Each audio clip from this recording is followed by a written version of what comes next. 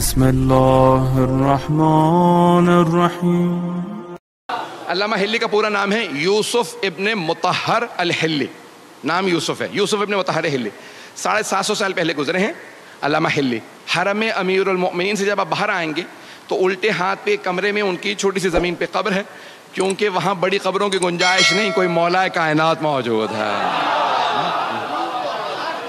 تو وہاں بڑے بڑے علماء، بڑے بڑے فقہاء صرف اتنی درخواست کرتے تھے اگر ہمیں قبر میں کہیں قدموں میں جگہ مل جائے، زائرین کے، مولا کے نہیں، زائرین کے قدموں میں بھی جگہ مل جائے تو بڑی بات ہے۔ تو علامہ حلی کی وہاں قبر ہے، جب جائیں گے تو وہاں لکھا ہے یوسف ابن مطہر حلی۔ اتنا بڑا پہاڑ ہمارے فقہاء کا، اور جب ان کا انتقال ہوا، ان کے بیٹے فخر المحققین ان کے بیٹے ہیں، بہت بڑے ہمارے فقیہ ہیں، تو ان سے پوچھا کہ آپ نے اپنے بابا کو خواب میں دیکھا؟ کہا ہاں میں نے اپنے والد کو خواب میں دیکھا۔ کہا کچھ آپ نے پوچھا؟ کہا اتفاقاً خواب میں نے ان سے پوچھا کہ مرنے کے بعد آپ کے کیا کام آیا؟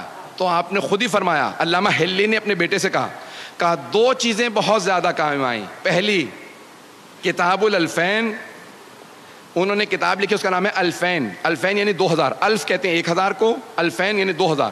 1000 دلیلیں مولا علی کی افضلیت پہ، اور 1000 دلیلیں ان کے خلیفہ بلا فصل ہونے پہ۔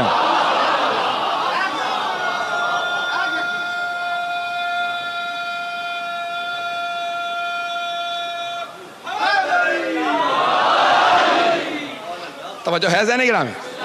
تو فخر المحققین جنہوں نے بے انتہا فقہ میں، رجال میں بڑی بڑی کتابیں لکھی ہیں، فرماتے ہیں میں نے علامہ حلی اپنے والد کو خواب میں دیکھا کہ مرنے کے بعد آپ کے سب سے زیادہ کیا کام آیا؟ تو کہا دو چیزیں، کتاب الالفین و زیارت الحسین۔